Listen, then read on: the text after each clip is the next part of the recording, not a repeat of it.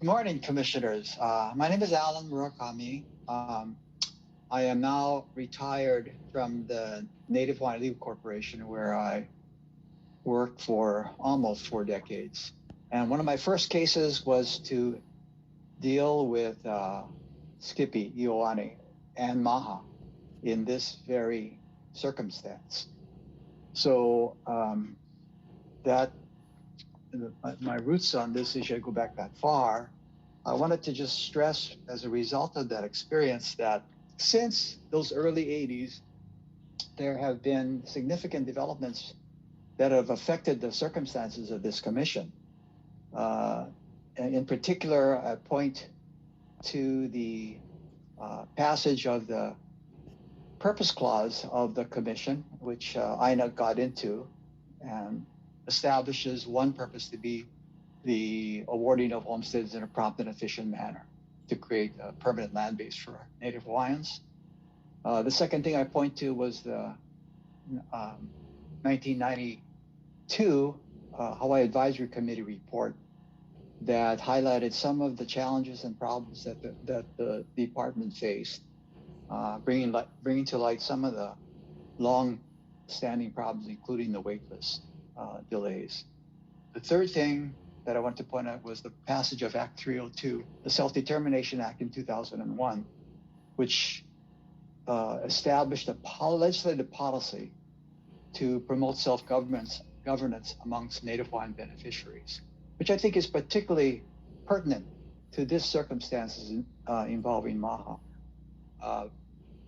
Maha has, over the past almost 40 years, established a track record. And I think that's really important for this commission to note, because despite the very trying circumstances involving raw land and basically beneficiaries who were not in the income categories that are typically appropriate for making traditional improved homestead awards, these were people that did not have the finances to build and take on mortgages and do and assume the financial burdens that other homesteaders have.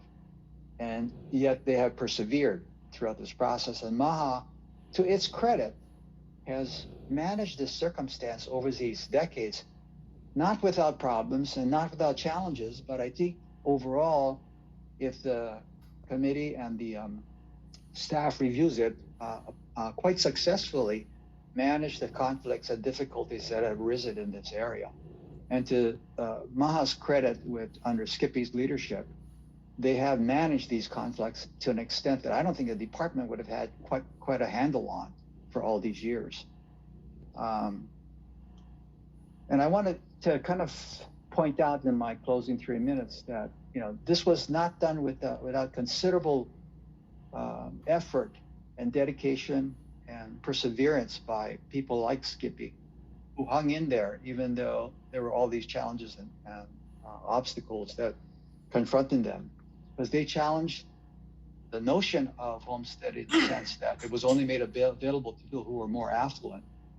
These beneficiaries were not, and they had to basically pursue the purest form of homesteading, which is basically we give you land, we give you a place to build whatever you can, and that's it. You don't get anything from us. And somehow these pure homesteaders persisted, and I think that's a testament, as they've testified to you earlier, of how they've accepted that challenge and pursued it. Skippy in particular, I think, has to be given recognition for his pioneering leadership in this area. This is a very unusual Native Hawaiian beneficiary. He has been a leader throughout these decades, and I wanted to just point out examples of the kinds of issues in which he's been involved very constructively, oftentimes to the great benefit of the department. He was one of the original plaintiffs in the Nelson lawsuit, along with Uncle Jimmy Akiona, who had a similar struggle of getting land in Waimea after 40 years, finally getting a pastoral homestead there. He was also quite instrumental in maintaining the leadership of Maha so that they could manage the conflicts that have arisen over the years with a different homesteader and attempts by non-homes beneficiaries to occupy the area. So I think he's been quite a special breed of a kind of beneficiary that has been self-sufficient, a leader in his own right, and able to communicate, especially well with the homestead, with the beneficiaries involved in this area. And that's something I think that needs to be really recognized by this department, because he is a resource, a real resource for this department to deal with these kinds of specialized areas and people and problems in these circumstances. I also want to give credence and credit to Aina, because she is the potential successor should there be a homestead award in this area. And she needs to be given that opportunity to follow in the footsteps of her father. And I think she has demonstrated in her short time on this earth how well she can take on this challenge. Thank you. Thank you, Alan. Questions for Alan?